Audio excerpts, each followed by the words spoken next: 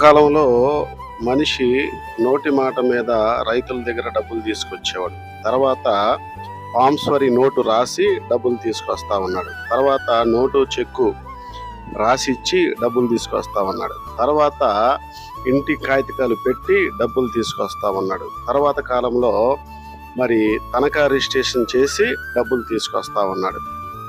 ఇప్పుడున్న పరిస్థితుల్లో GB sale చేస్తేనే డబ్బులు ఇస్తామని చెప్తా ఉన్నారు.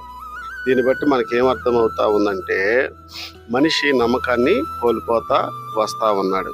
మనిషి మాట మీద నిలబడలేని పరిస్థితులు వస్తున్నాయి.